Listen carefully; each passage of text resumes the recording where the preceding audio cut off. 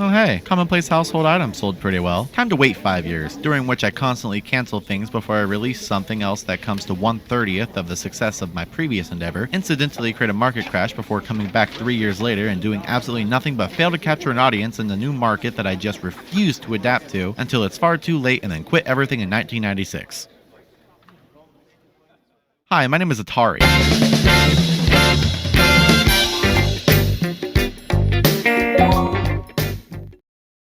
Have you ever worked really hard on something just for 728,000 of it to end up in a landfill in New Mexico? Yeah, me neither. Modern gaming is incredible. We as gamers are spoiled with quality games, with incredible music, beautiful graphics, and good stories that create an overall positive experience that people could have only dreamed of back a decade or two ago. The further you go back, the crazier the comparison becomes. Showing someone from the Wii, Xbox 360, and PS3 era generation a game from the present day would shock them, sure, but imagine pulling out Starfield and letting someone who just finished playing Super Mario 64 take a crack at it. Their head would explode. When someone says retro gaming, they usually mean the NES. This is so retro, you say? You'll be having a seizure on the floor when you see this.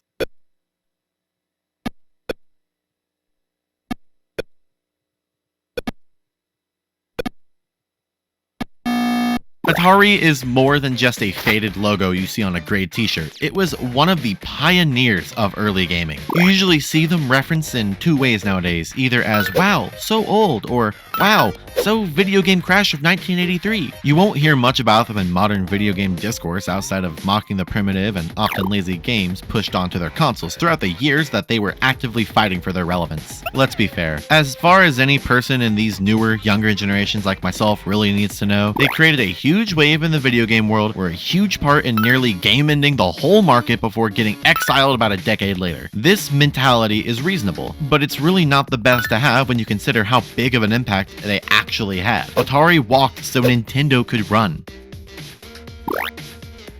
Okay, that was a lie. Atari was offered to sell Nintendo's Famicom and rejected it. So actually, Nintendo was more like a vengeful girl that a popular boy at school rejected. So let's rephrase it. Atari walked so Sega could run. Okay, that was also a lie. Atari was offered the Sega Genesis, and while negotiations got far, they also rejected it. So how about Atari walked so PlayStation could run? Well, PlayStation only exists because of a fallout between Sony and Nintendo when a CD add-on was being made for the SNES, and I feel they wouldn't have met had Nintendo partnered with Atari, so... Xbox!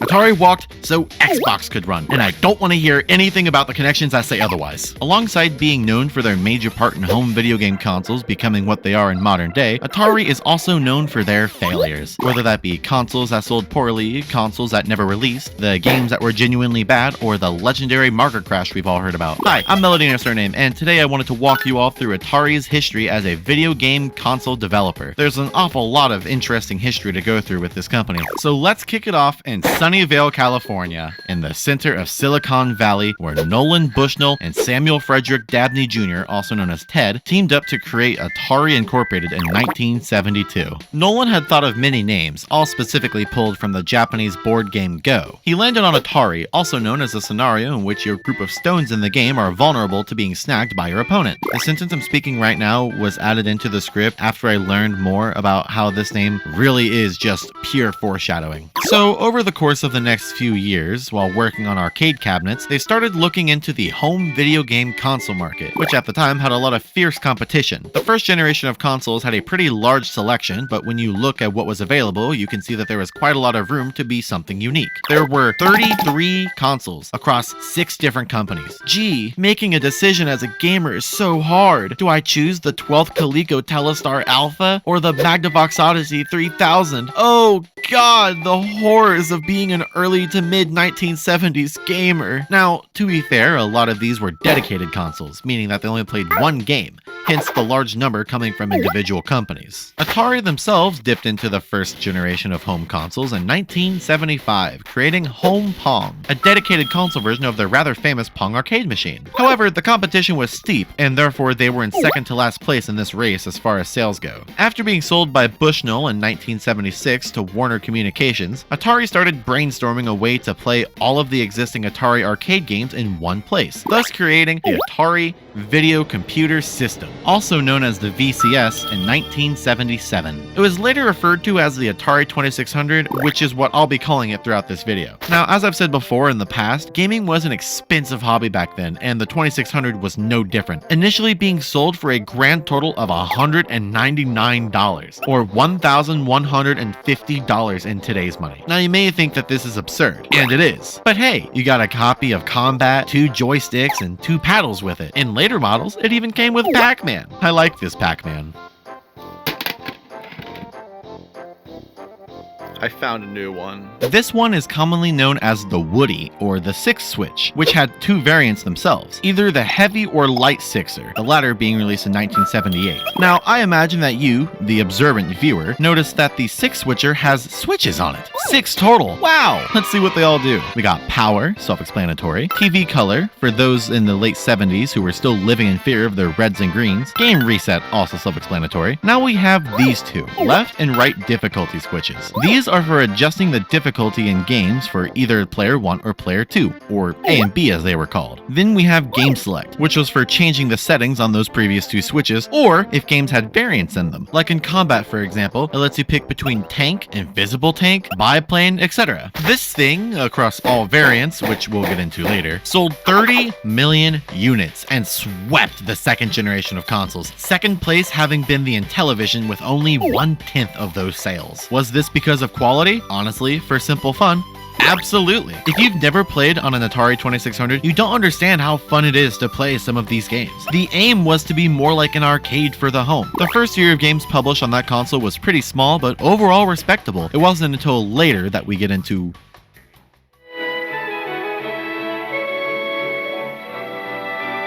that. We had 9 games at launch, being Combat, Air Sea Battle, Fun with Numbers, Blackjack, Indy 500, Starship, Street Racer, Surround, and Video Olympics. For what it is, these are quality, and I think that they make the experience worth it. At some point early on, Atari also teamed up with Sears to sell their consoles in those stores. Sears was given permission to rebrand the Atari 2600 as the Sears Telestar Video Arcade. It was the exact same console with the exact same games, just with various names and brand changes. They had also teamed up back in '75 to sell Home Pong exclusively in Sears stores under the Atari name, but for some reason drew the line at the 2600 and decided to change it up. The next year is 1978. Atari realized that they had all these leftover boards from all their dedicated consoles, which were beginning to fade out as cartridges became the hip new trend. So naturally, Atari decided to try to sell the rest of whatever they had left over. They did this by making a console that played 10 cartridge-based games, quite a few of which having previously been dedicated consoles. This is the Atari Game Brain, an unreleased video game console planned for a June 1978 release. Unlike the controllers of the standard cartridge-based consoles, the Game Brain reverted back to old-school dedicated consoles with controllers being on the face of the console. It also featured instructions on how to use the games right on top of the thing that you put the cartridges inside of. By the time this thing was finished, the idea of dedicated consoles was basically over with, and the whole thing was scrapped entirely in early to mid 1978. As far as we know, it was to play a total of 10 games, being Pong, Super Pong 10, Super Pong Pro AM, Super Pong Pro AM 10, Ultra Pong Doubles, Stunt Cycle, Video Pinball, and Video Music. To this day, only 5 of these cartridges and 3 of these prototype consoles have been found. I think it's a shame that they never released this, as I think that I could use a console that can play 7 different types of Pong. This big block would have been sold for $115 or $550 in today's money, which is a pretty good deal compared to the 2600's price, but this wasn't intended to be a budget 2600. This was a way to throw out leftovers from Atari's fridge. I struggle to see how this idea came to fruition, but I guess someone had to eat the leftovers from a week ago. So actually, it's a bad deal. The Game Brain wasn't entirely canned as a name, whether coincidental or not. An add-on of sorts for the 2600 was created in 1983 with the same name, the Game Brain Select Game and Game Cartridge Storage System. I think the canceled Game Brain console is fascinating, but the one thing I have to complain about is that I can't play enough Pong. Where's Pong Doubles, or Pin Pong, or Hockey Pong, or Dr. Pong? While the Game Brain didn't come out, Atari wasn't empty-handed in 1978. They were on top of the world with the 2600 selling decently. Sure, it didn't sell as well as expected. I've seen numbers suggesting it sold 550,000 of the initial 800,000 production run units. But hey, on top of the world, baby. They also had their arcade games making some serious moves, so while looking to expand upon their reign in the video game industry, they decided the handheld market was the one to attack, thus creating the Atari Touch Me. Funny name aside, it was basically just a Simon Says toy small enough to be carried around, and it sold pretty damn well. I don't really need to get into this one since we all know how Simon Says works, so let's go forward a year to 1979, when Atari was planning to create handheld versions of popular games that never saw the light of day. These are Super Breakout and Space Invaders handhelds, two canceled Atari projects that I wish existed. Super Breakout was popular, sure, but Space Invaders was killing it in the arcades at the time, and since they had just received licensing, this was a huge potential moneymaker for Atari. Despite the great reception from those who were testing it and those who said that they should expect a huge number of sales, Atari canceled both of these with their whole stock being destroyed, meaning that they wouldn't touch Space Invaders for another year. Rumor has it that people were just falling out of love with handhelds and that the sales weren't looking too good for the current ones out there. I think the more believable reason is the fear that the 2600, which was still going at a moderate pace in success, would have its sales hit by these. It's baffling that these were canned when they would have fit in with everything else that was out there on the handheld market at the time. They were nothing compared to the badass tabletops or the sleek blockbuster logo of the Milton Bradley Microvision, but these are something I wish I could have seen. Now, there are more handhelds for later on, trust me, but if you or anyone you know out there knows how to bring something like this to life, here's my business email. I want to recreate one of these, and I'm very open to working with people who know more about this stuff than I do. So when the 2600 shipped out, the idea of a successor to it was already being thought up. Everyone at Atari thought that this thing was only going to end up lasting for about 3 years. Oh, how wrong they were. But I digress. With this self-administered handicap of 3 years, everyone began to work on the next best thing they could possibly do. For some reason, the owner of Atari in 1979 had a huge boner for home computers, so inspired by the Apple computers of the time, they had decided to hop on the new home computer thing and thus created the Atari 400 and Atari 800 computers. These were far more expensive than Atari's home console offering, the 400 being $550 or $2,230 in today's money, with the 800 being $1,000, which is $4,240 in today's money. Though looking at the competition, these were pretty on point, if not cheaper than what else was on the table. While being a home computer first, it was also able to play games as well. We had stuff like Mario, Donkey Kong, Frogger, Space Invaders, Pac-Man. I don't like this Pac-Man. And who could forget the classic of soft porn adventure? More on stuff like that later. What's the difference between these two? Well, the biggest difference is that the 400 had a membrane keyboard, while the 800 had full travel keys and a second cartridge slot. These things were not the best of the competition and is where we begin to see the downfall of Atari. Yeah, we're not that far into the video and we've already reached Atari's peak. Anyhow, as a note, this will be the first and last time I speak on the computers, but here's a whole list of every single Atari computer with their release dates and important notes on each. Let's move on. Regardless of those computers, Atari was still killing it with the 2600, proudly sitting above the rest. But now it was time to consider the price of the 2600 for the time. It was still really pricey and not everyone could just freely afford one that easily. You're all probably familiar with updated and slimmed down versions of consoles like the PS2 Slim. Good on you for losing the weight, babe. Now let's get some Mr. Mosquito inside of you. The 2600 was planned to have one of its own slimmed down variants, so that way the less wealthy could afford to play Human Cannonball. This is the Atari 2000, an unreleased console whose cancellation date is hard to find due to the sheer obscurity of it, but the one I found that seems correct is somewhere in 1979, so if my date is wrong here, yell at me in the comments and I'll call you old for knowing the right year. So you may be looking at this and thinking to yourself that this looks like a Game Brain, but again, what with the face buttons on it instead of the pre-established controllers that the 2600 had? And to that, I say yeah, like why the hell would you ever try this again? If the controller's broke, then you're out of a whole system, so who knows what they were thinking. It's not like the controllers being attached to the console would make a comeback in the modern day anyway. Another thing that you may be thinking is, ew, yuck, this is too dark. And to that, I have this, a blue variant. Yeah.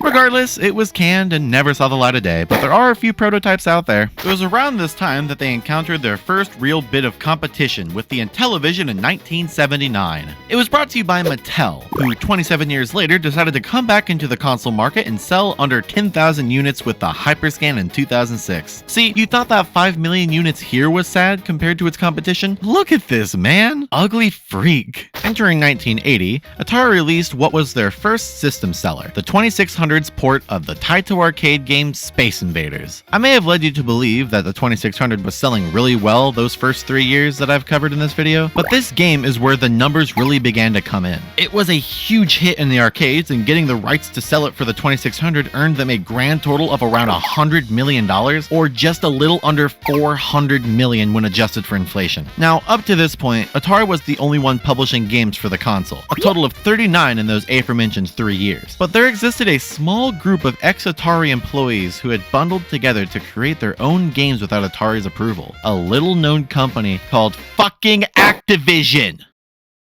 The sole reason that Activision branched out to be their own group was because they thought that the artists behind the game should receive more credit for their work and talent, which tells me that there's a strong chance that the higher-ups at Atari didn't show nearly as much appreciation to those who made the games that they profited from. They created a total of 4 games in August of 1980, being Boxing, Checkers, Dragster, which I have, and Fishing Derby, before getting a lawsuit from Atari that ended with Activision becoming the first ever third-party publisher. Yes, Activision, by the way. That Activision. Hello, and welcome to our first intermission. Now that we've established that third-party publishers are a thing, let's talk about the funniest outcome that this led to.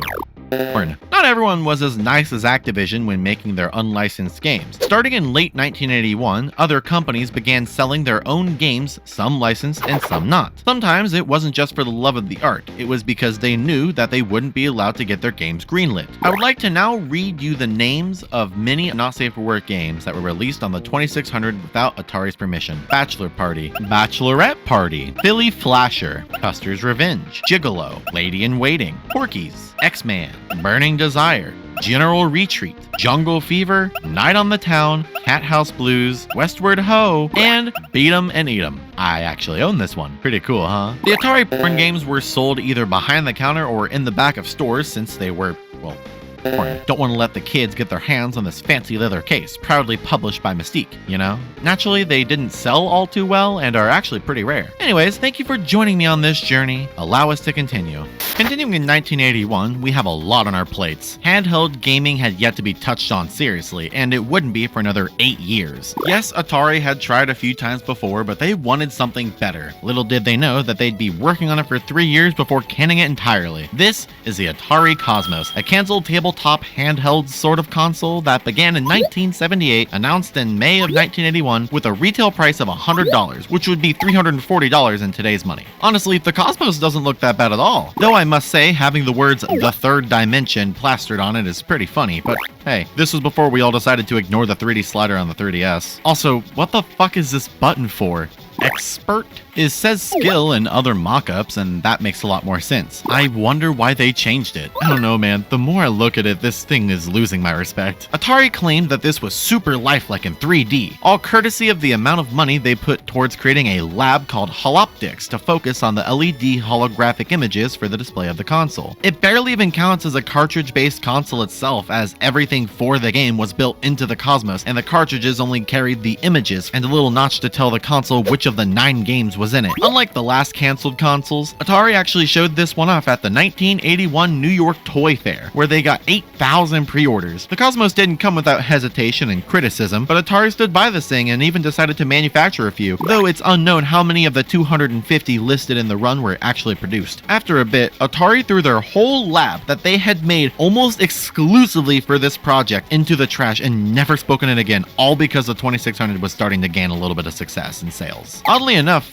one was found in a storage unit in January of 2010. It came with asteroids and was sold on eBay as partially functioning for $7,500. So far, only 3 actual Cosmoses are known to exist, with 3 others just being shells. This wasn't the only holographic console to be canned, as while working on the Cosmos, they were also working on another tabletop console. This is the Atari Spectre, a canceled console from around 1981. This spaceship-shaped Freak would have been able to accommodate for 3 players, but was canned to focus more on the Cosmos, and we all just talked about how that went. It didn't start as a Spectre, but rather a game called Killer Satellite, where you'd shoot down the satellite. Sadly, the only things we have from this are these mock-ups, as it was really more of an idea than a fully fledged console. So it's still 1981, and we're out here ready to produce a new console. It's been years of canceling them, so it's about time to get on to that 2600 successor that they have been working on for longer than intended. Remember, it was expected to have died by now. While the 2600 successor was still in the works, they released a brand new version of it that also had 2 of its own unique models. One being the most common variant of 2600, as it was released in the peak of Atari sales, and the other just being fully black. These were dubbed 4 switchers, as the biggest difference is the removal of the difficulty switches. The black one is when the VCS was officially called the 2600. It was also referred to as the Vader model since it was so dark and brooding, and also because Star Wars was really popular at the time. If I could choose any to have, this is the one I'd want. But while this was happening, yet another attempt to downsize the 2600 was underway. Maybe this one would be different. Be the one that would finally be the Atari home console for the common man if you ignore the fact that they had already made the 2600 very cheap. This is the Atari 2500, an unreleased console from somewhere between 1981 and 1982. This is really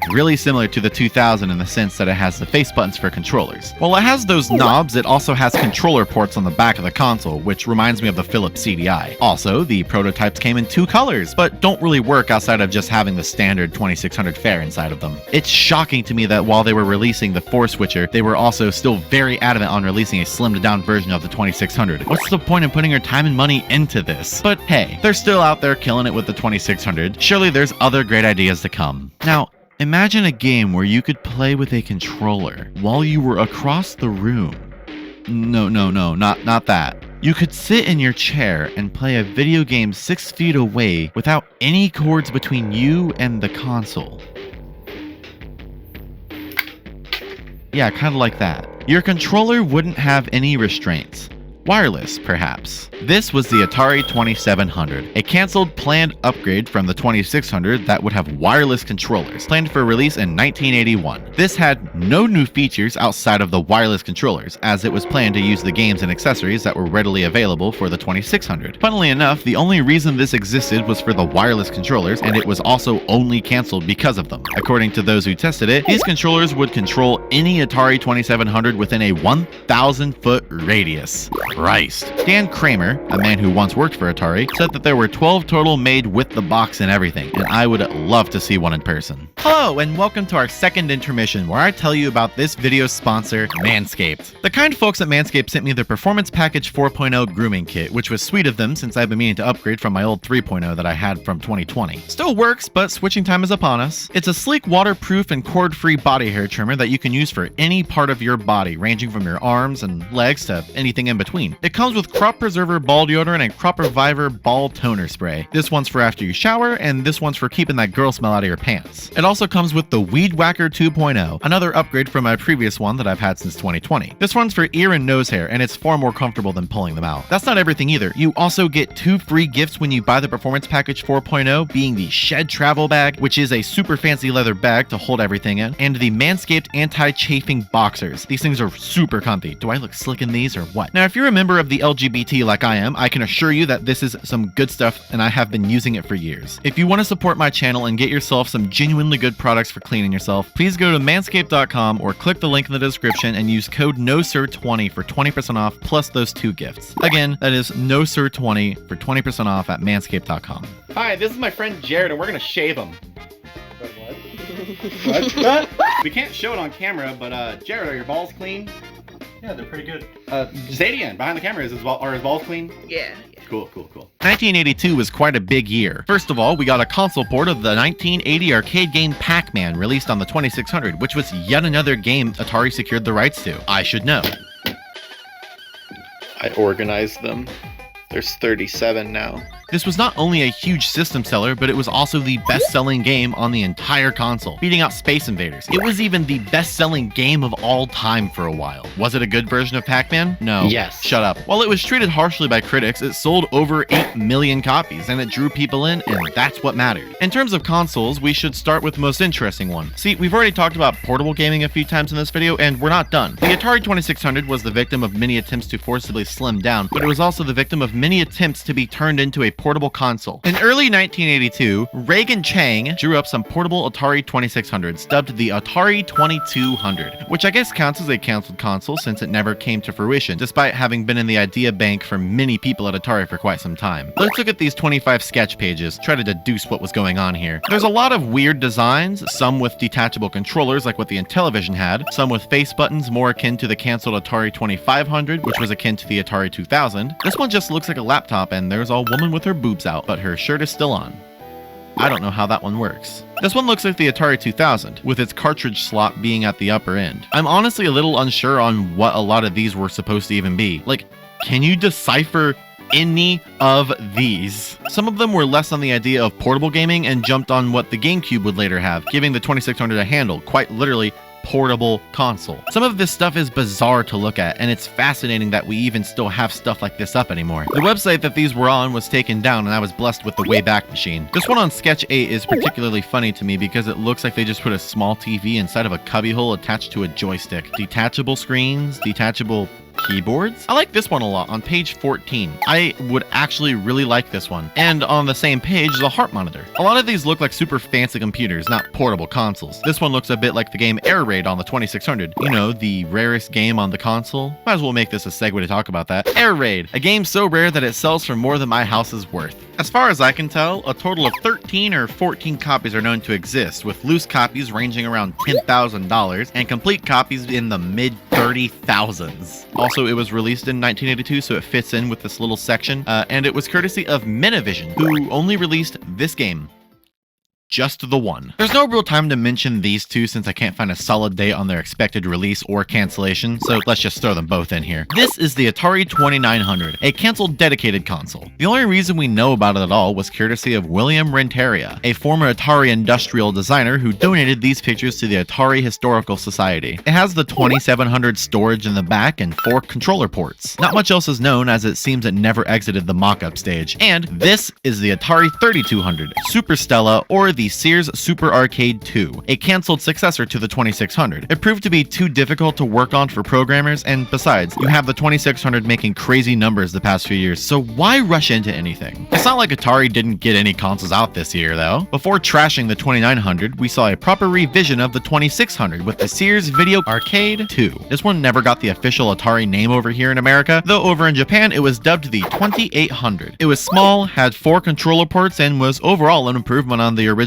yet failed overseas pretty harshly. But what about a real upgrade to the 2600? Well, before we can talk about that, we gotta talk about a quick legal battle. The ColecoVision entered the ring alongside Intellivision as competition to the 2600, which was selling really well, and every attempt to replace it failed. But what if the way to replace it was to steal it?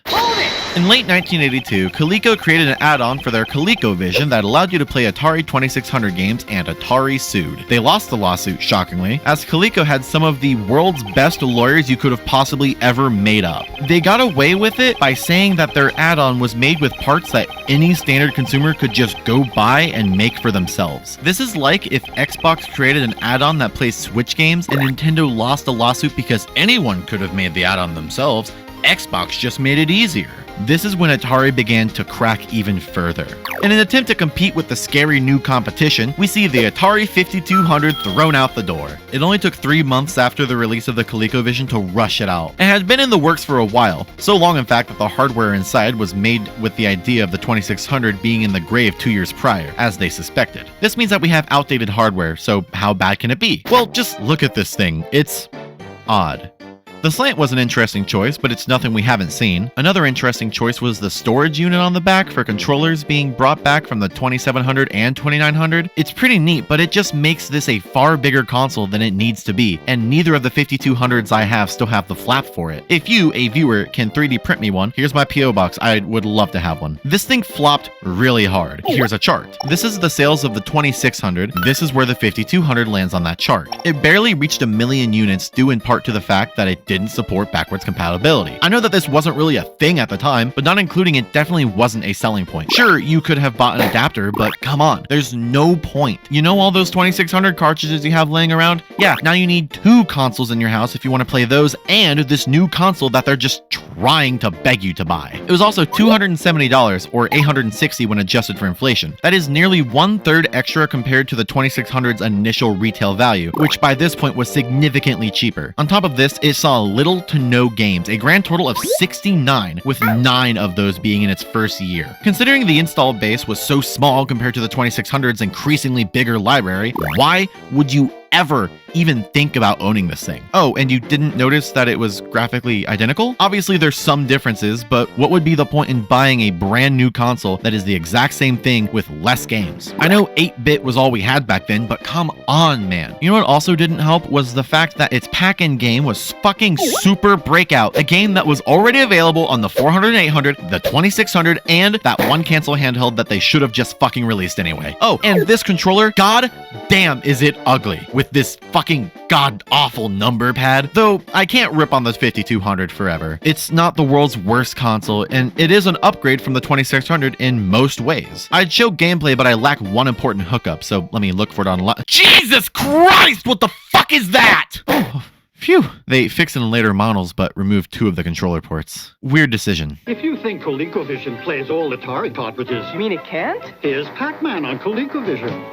But here's Pac-Man for the Atari 5200 Super System. Now you're talking. And it doesn't work on ColecoVision. But won't their adapter? It won't play Super System cartridges. Not pole position? Not this pole position. Not centipede? Not this centipede. Only on the Atari 5200 Super System. But aren't they hard to find? They're everywhere. Everywhere? The Atari 5200 Super System. The 5200 sold poorly, and Coleco with its adapter was eating into the sales a bit. The insecurities really showed in these commercials, which changed from happy family fun to trying to convince audiences to buy it. The 5200 was everywhere for a reason. This was a huge blow, and to attempt to salvage the ship that had begun sinking the second the 5200 crashed into its side, Atari considered releasing a smaller, slimmed-down version of the 5200. This is the Atari 5100, also known as the 5200 Junior, an unreleased console from 1982. It was slimmed down and looked really nice without that big box on its back, but it was never released for 2 reasons. One is obvious, the 5200 was a failure. There's no patching that hole. And the other is,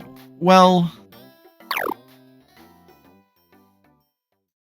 see, ever since Activision got the green light to publish games, so did other third-party publishers. While Atari's output at this time wasn't perfect, some of the stuff that was sliding in under the radar of quality control that was flooding the market was far from such. There were 0 quality checks and anyone could just shit out a game. On top of that, the game cartridges were printed to hell. Not all, but several games on the 2600 have far more in supply than what the demand was. At this point, there were 9 total consoles considered in the generation, and Atari was 2 of them. Stores stopped placing orders for these bad games, and the average consumer was no longer interested in buying low-quality games that were either unfun, buggy, didn't work, or anything like that, and therefore they stopped buying them. This isn't to say that all the games coming out were bad, though. The game Pitfall came out in the early 1982 and is one of the best-selling games on the console for a good reason. The commercial for it was also the first acting role for Jack Black, unrelated. While Atari wasn't the only culprit in the case of releasing lower-quality games, it was the company everyone pointed their fingers at since they were the biggest problem. If the restaurant had a rat infestation, you'd yell at the manager, not the rats themselves. The video game market fell really hard as it lost trust and faith in consumers and stores due to the rampant garbage that was only made possible to sell because of a noticeable lack of quality checks. No one is buying the games and stores can't sell them. This is the video game crash of 1983, a story that has been retold many times, even once by myself earlier this year. Though, when I talked about it, I only briefly mentioned what many consider the game that caused it all. The game that is often recited as one of the worst games of all time. The one Jenga block to collapse the tower. This is the most infamous game of all time, E.T. the Atari 2600. The movie E.T. the Extraterrestrial, directed by Steven Spielberg, is one of the highest grossing movies of all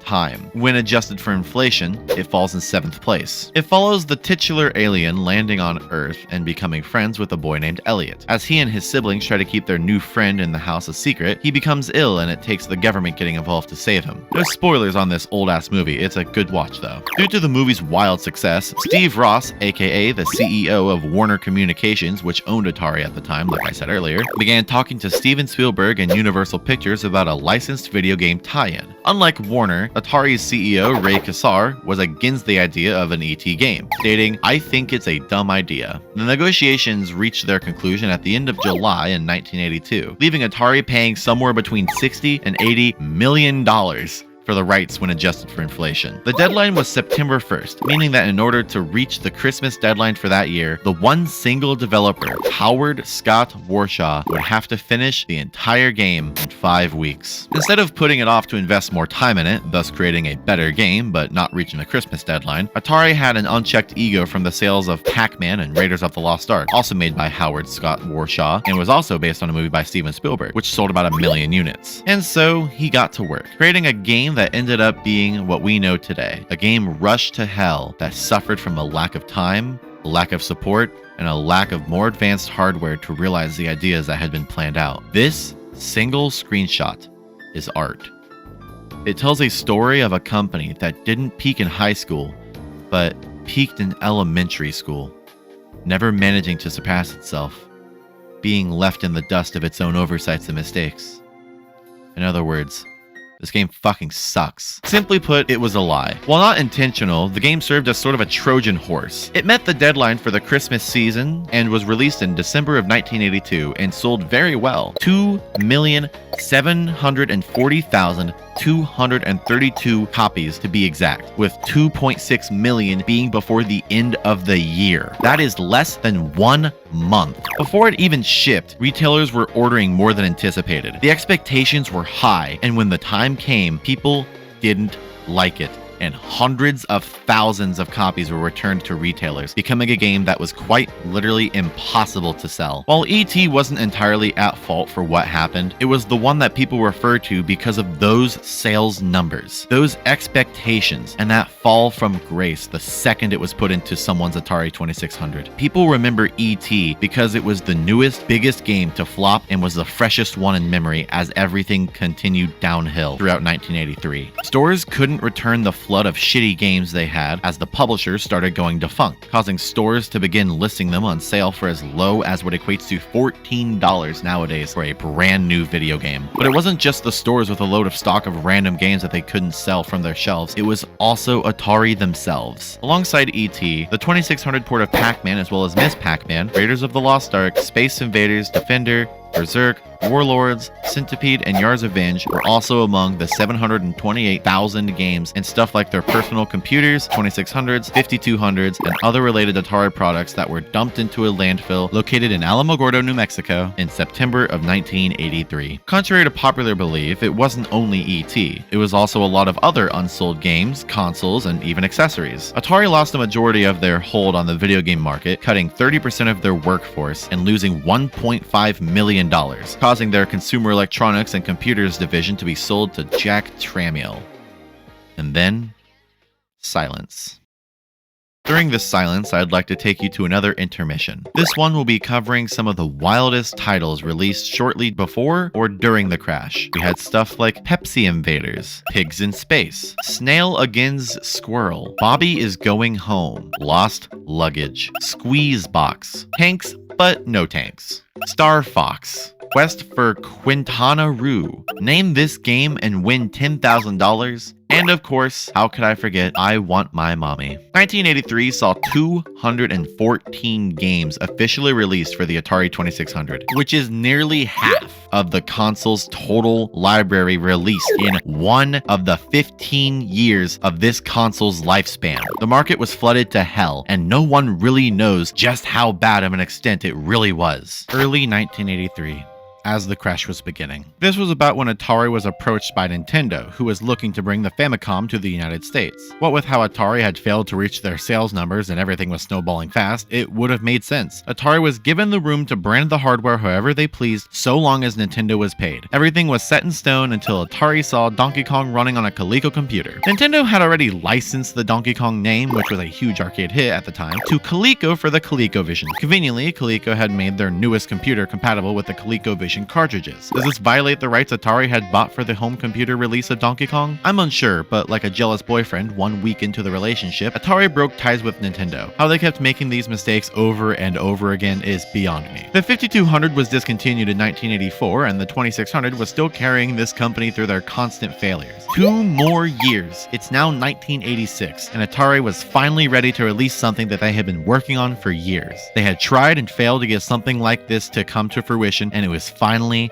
their time. The video game market was slowly healing, so everyone was ready for a more compact and affordable variant of the 2600. The 2600 Junior, or the 2200 as it was known before release, unrelated to the portables that we talked about earlier, by the way. And unlike the many attempts to create a smaller budget 2600, this one actually came out. Now, you might think that they'd take some time to work on a real successor that would do better than the 2600. The 5200 was awful, and they released it right after they released a brand new version of the 2600. What a silly mistake. I bet they had learned from this. This is the Atari 7800, which had actually been ready for launch since 1984 and was released the same year as the 2600 Junior. I can't be too negative though, surely it's a good console unlike the last one. It launched with some really heavy-hitting arcade hits like Dig Dug, Xevious, Galaga. It was backwards compatible with nearly every 2600 game, and it was only $140, or just under $400 in today's money. Compare that to the competition at the time, like Atari's ex-girlfriend Nintendo's NES just being over $500, or the Master System being $560. It was even more comparable to the other 8-bit offerings than the 2600 and 5200 had been. This is an actual upgrade. So this was Atari's comeback, right? We've been in the gutter and only getting further in for the past 9 years, so please say something good. Nope! The 7800 wasn't perfect at all. One of the biggest complaints was that the games being released came out incredibly slow. A total of 10 games for the 7800 were released between May and December of 1986. There were only 59 games released throughout the console's entire life. That's not a lot. What incentive is there to even buy a 7800 if the games on it aren't unique compared to the offerings on the 2600, which you probably already had anyways? And also, this controller, oh my god, this is foul. Laserdisc stuff started getting a bit hot around 1983 due to one of the biggest names in its field, Dragon's Lair, hitting arcades. Naturally, Atari wanted to be on top and had begun working on an add-on for the 7800 that was speculated to have been able to play all of their Laserdisc arcade games that they had released. Greg Tramiel decided that this was a lost cause and canned the idea. No mock-ups for this one, so this is the 7800 Laserdisc, a cancelled add-on for the Atari 7800. It would have plugged into this port here, which had other peripherals made for it, like the keyboard, which was actually never released. Regardless, the Laserdisc would have been the first and only way to play CD-based games at home, at least to my knowledge, as they were all in arcades. We wouldn't see more stuff like that for at least another decade or so. While this was a step up from the failure of the 5200, it was a step down in terms of hardware. It did sell better, here it is on a graph. Yeah, if Atari wants to top the 2600, they'd have to really bring something to the party that no one else would expect to see. So with the 2600 and 7800 being supported alongside their PC work, Atari got to business working on something new. That something new was the XE gaming system, or as I'm going to call it, ZEGS, which was a PC console combo that only sold 100,000 units. It was released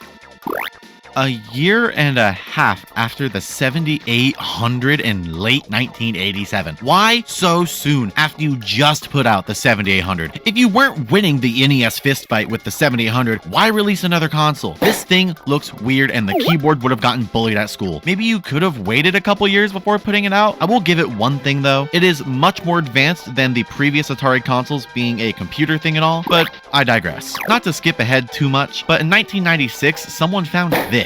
A shell for a console named the Mirai. Rumors about this console say that it could have been a collaborative effort with SNK to create a more affordable way to play Neo Geo games. Considering that the Neo Geo was a whopping $650 or $1,530 in today's money, this isn't really a bad thought. Also note that the cartridge slot is pretty big. You ever seen a Neo Geo cartridge before? The word Mirai in Japanese means future, so maybe that ties back to the SNK stuff. Other investigative folks noticed that it looks a bit like the ZEGS, and little did they know that they were right. This and this are the unreleased Atari Super ZEGS, also known as the Atari Mirai, canceled consoles from around 1988, and if you don't believe me and want to see these as two different consoles, I point to the pastel buttons. They're similar enough that I think it's safe to say that they're one and the same, but regardless, there's no true confirmation and it's all just speculation. If you want to see them as separate entities, that's on you to be wrong. Somewhere in this time, Sega cut ties with the producer of the Master System, being Tonka, and sought other people to help bring their next console to the States, and just like Nintendo, they contacted Atari. However, unlike the Nintendo mishap, Sega and Atari just couldn't agree and things fell through. Sega then went on to just create their own thing, creating the Sega Genesis. This not only hurt Atari and the 7800, but also the fairly aged NES. If Atari had taken this on, assuming that they did anything right for once after the 2600, they could have brought themselves back.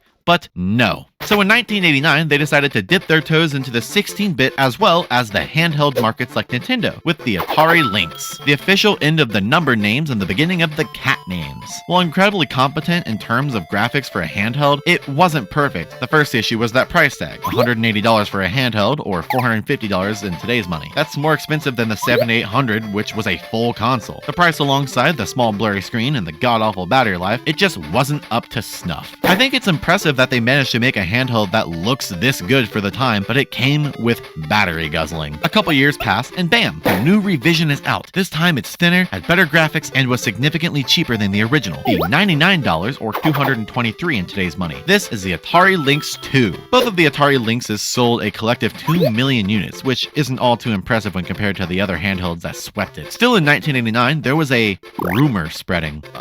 Editor Mel, play some spooky music. Thank you. See, in some news publications, we see a mention of a console that has been thought to exist but was never truly realized, almost certainly never making it past the name. This is the Atari ST console, or Project Robin, a rumored console supposedly planned for a mid-1989 release. Do we know anything about this? Was it real? Is it a ghost?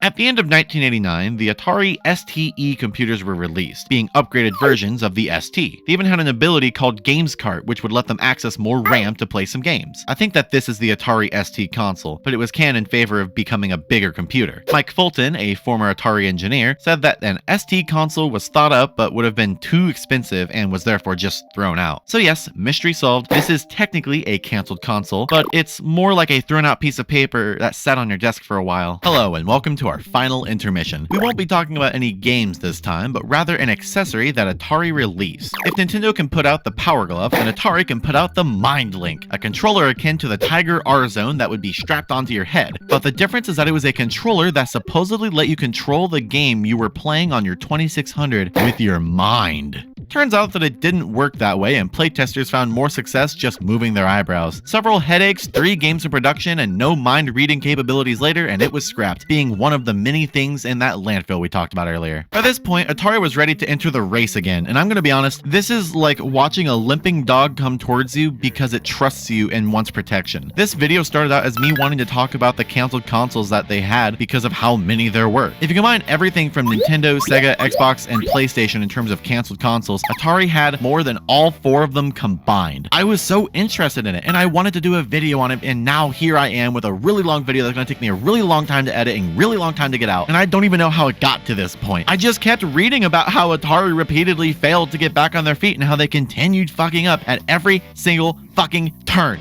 This is... Okay. Let me get back on track. I'm sorry. Starting in 1988, Atari was ready to get back into the race with something more serious. There were 2 big 16-bit consoles out as of 1990, so why not double it? This is the Atari Panther, an unreleased console set for a 1991 release date set to target the SNES and Genesis demographics. It also looks a bit like a Roomba. See, I can comment and laugh at this thing all I want, but if I'm going to be honest, the era of the Panther is the most tragic one yet. Allow me to explain. Atari wanted to be ahead of the game, creating the world's first 32-bit console, being the Panther. But you can already tell that they fucked up since I just said it was canceled, and the first 32-bit console was actually the FM Towns Marty, released in 1993. But that's not all that they wanted to be ahead in. They wanted to go further. Atari hired the team at Flare Technology to dissolve and reform into a new company called Flare 2, which they funded entirely on their own, having these people create the Panther. However, while working on the Panther, Atari also had Flare creating the Atari Jaguar. Both of these were being worked on in tandem, and when they decided to give up on the Panther in favor of the stronger, heavy quotes there, Jaguar, since it was coming along so nicely, they just shoved what was possible to be shoved from the Panther to the Jaguar, which includes these god-fucking awful controllers. They took all that time and effort and put it into something that took 2 more years to work on when they could have easily crushed the SNES and Genesis like pieces of paper with their giant 32 32-bit Atari hands. I don't care if the Panther was half as powerful as the Genesis or a fourth as powerful as the SNES. It doesn't matter that they were having internal problems getting it to function. This was the Atari saver, and I know it. But instead of releasing it, they let the competition catch up, and with things like the 3DO and Sega's 32X and Saturn coming out around the same time that the Jaguar did, if they had just put more time and effort into the Panther, they could have been so far ahead of the game. Should marketing have gone well, they could have finally picked up a demographic, but instead, they trashed it and wasted enough time to let everyone catch up to them. Maybe I'm being hopeful, but this could have been the one thing that saved this damn company. Let me reframe where we're at for you all. Atari started out strong with the 2600, peaking in 1980, selling 30 million units over the course of its life. A life longer than nearly any other console ever made, if not being the longest lived console. They couldn't create anything that could beat the 2600, and despite constant attempts to do so, they just couldn't. After the flop of the 5200, they got an ego so big that it crashed a whole market. They then proved that they couldn't grasp a demographic and that they had not learned from their mistakes before. We're currently in 1991 as far as this history lesson goes. So we're looking at 14 years of life from a console that was now outdated by 3 generations. We're looking at the 5th gen at this point, and every time Atari has tried to do something that surpassed their original creation, they failed. So what's the next step someone would take in this scenario? Cut off the Atari 2600, 7800, and all 8-bit computers, including the XE game system, entirely in 1992, officially killing this after 15 years of life, and this thing just after it exited infancy and it's 6 years old. The one and only good thing that they ever released, killed off by a change of the times. Video game marketing was on a different level compared to when Atari first began, now having more of a rambunctious and over-the-top theming to match with the boys of the era. This new age of gaming marketing was a direct cause of Atari throwing their plans with Nintendo out. The advertisements were over the top and aimed to appeal to cool kids. If you didn't have a Nintendo or a Genesis, you were a loser. Like, look at some of these. I know I showed commercials in other videos, but this is a far cry from what was before the crash. A mysterious machine has appeared in homes across America. Alright, baby. Increase the power of the unit 40 times. 32. X. Welcome to the next life. Okay, class, pop quiz. Question number 1. You want to buy a video game system. Super NES gives you 4 free games. Sega gives you no free games. Which do you choose? This new age of advertising was just part of the refresh of the market, and it had been going on for a while. Why shouldn't Atari hop on this train? If Nintendo, Sega, and everyone else I don't care to name can make stuff like this. Listen, if you buy a Sega Saturn before September 30th, you get 3 free games! That's $150 value! Dr. Morris, dial 118, please. Sega! Saturn! Why can't they? After all, by this point, they were in need of an update. So in 1993, we got the Atari Jaguar, the world's first ever 64-bit console. This is what the Panther was cut for. This is what they put all of that time into. It took them 5 total years to get it out. They were so far ahead of the competition, the closest one to compete was the Nintendo 64, which was 3 years later. This was the peak of the Bit Wars. Which console was the strongest? The commercials. Oh god, those commercials. They were so over the top. The price was pretty good when looking at the rest of the generation, being at $250 or $530 in today's money. When adjusted for inflation, the Saturn was $830, the PS1 was $630, and the 3DO was $1,500 fucking dollars. The only one to compete at all was again the Nintendo 64, being worth about $400, but it was again nearly 3 years later. This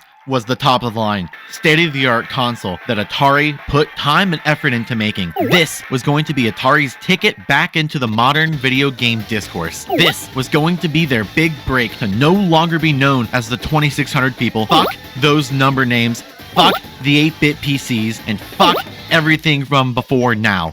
This was Atari's console. Its slogan was "Get bit by Jaguar." Get bit by Jaguar. Or do the math. So let's do the math. Which is more advanced? Can you repeat the question? Jaguar! Jaguar! Jaguar! Knock it off! Atari Jaguar. Suddenly, nothing else seems fun anymore. Do the math. The 2600 sold 30 million units. The 5200 sold about 1 million. The 7800 sold in the high 3 millions. The Zegs sold about 130,000. How many Atari Jaguars were sold? 30 million? 50 million? 100 million? A billion? No. It sold 150,000. How could this happen? What went wrong? Where did Atari fall off? This is the box? How does this advertise a video game console? Sure, it's cool, but this tells the consumer nothing. How would anyone know that there's a video game console inside of this unless they already knew what the Jaguar was? What in the hell is this controller? 3 buttons and a number pad? Weren't we past this yet? You stole this from the Intellivision and the ColecoVision for the 5200 and just never put it away? Cartridges? If you're trying to be ahead of the game, why would you not try to dip into CDs again? Why are they shaped like this? Want to know something funny about this? There's only about 50 fucking games for the entire console. 64-bit gaming was just not ready yet. Despite being so far ahead of the game, they forgot that they needed to perfect the technology before they pushed it out in an attempt to bypass everyone. This was proof that your bits didn't matter. Maybe if they worked more on the simpler hardware, like, let's say, I don't know, the Panther? They could have devoted more time to making this work better. The Panther was canned in favor of the bigger, better number, but I don't think they even noticed that they were too far ahead of themselves. The technology was not far enough along, and this thing just wasn't ready. It was raw and still needed more time in the oven. The games were awful, low quality, and therefore didn't sell well. Developers simply did not know how to work with the technology yet. While the console did get some good games like Alien vs. Predator, a rather competent port of Doom just with no music,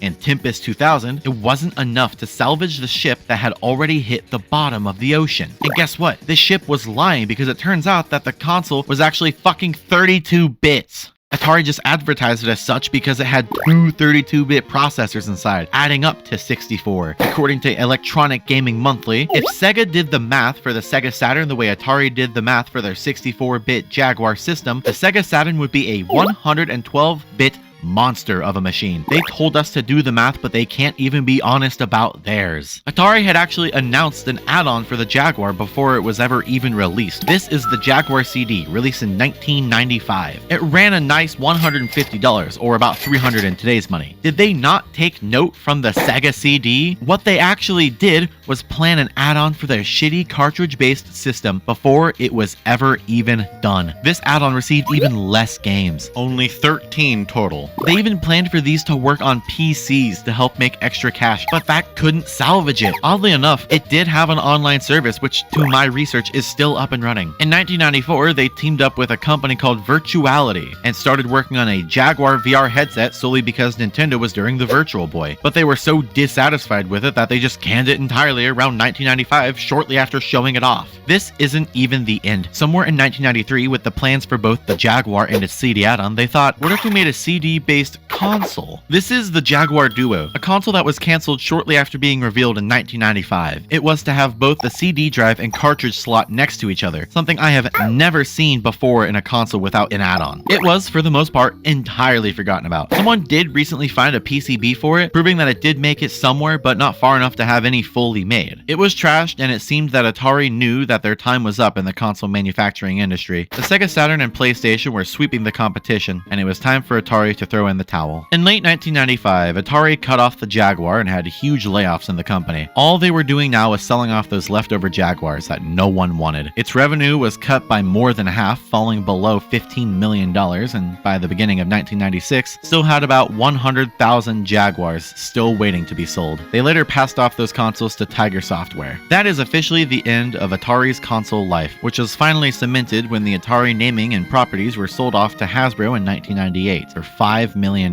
less than a fourth of what Warner bought them for years before. Starting in the early 2000s, Atari began being used as a publisher for some games. During this time, they were bought out by Infogrames and continued with their publishing of games. Here's a few that I have myself. It was a recognizable name for those who were present for it, so using it on games with a target demographic between 18 and 34 was not a bad idea. They weren't unfamiliar with publishing games on other consoles that weren't their own, just not with their own name. Back in 1988, for example, they began publishing games on the NES as Tengen, which only got out them a bunch of big ol' lawsuits. They not only evaded the NES's lockout chip, but they also didn't have the rights to be publishing fucking Tetris. Oh, the relationship that these two had. From 2000 to 2011, Atari created flashback consoles, with a portable version being made in 2016. I have it here, and if you ignore the D-pad being pretty iffy and obviously not made for the games like Super Breakout, it's alright. After approval, the Alamogordo City Commission allowed specific people to dig on the original site of the video game Burial that happened due to the crash. Many people were skeptical that the crash had caused hundreds of thousands of games to be dumped, but this is where they were proven wrong. On August 26th of 2014, people were given permission to dig, and a total of 1,300 items were dug up, and 880 of them were sold. I highly recommend watching the documentary on it called Atari Game Over. While doing many things in between, Atari as a name was silent until 2017, where they announced the VCS for crowdfunding, which later shipped in December 2020. In 2021, they began creating Atari-branded hotels.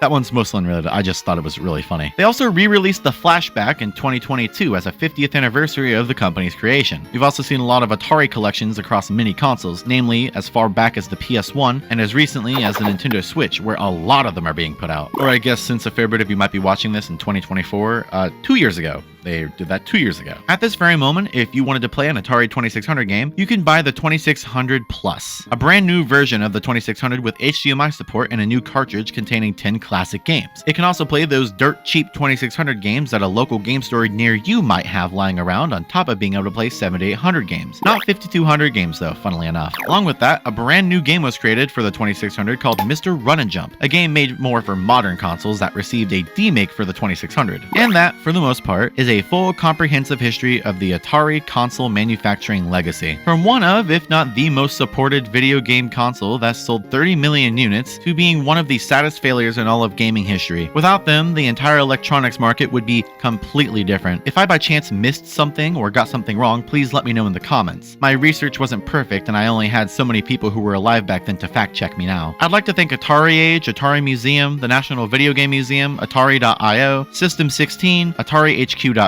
the Wayback Machine, the Atari Compendium, the Handheld Museum, Atari Mania, and the Altar of Gaming for being big helps in finding a lot of this out. I'd also like to give a big shout out to the Laird's Lair for incidentally helping me discover like 10 of these topics on their own. He has a lot of videos that go far more in depth on some of these than I merely briefed over, so I'd recommend go checking him out. I'd also like to thank the people of Tekken Gamer in Grove City, Ohio for talking to me, proofreading the script, and being as kind as they are. I'd also like to thank my friend Chris, who also helped proofread. I linked a game he made down below. I highly recommend you play it. Finally, I'd like to thank my channel artists who are always linked below, and my YouTube channel members who you'll see scrolling past here in a second. I imagine after a 1 hour video you'd expect me to have like a really funny ending joke, but I don't have one. Have a good night.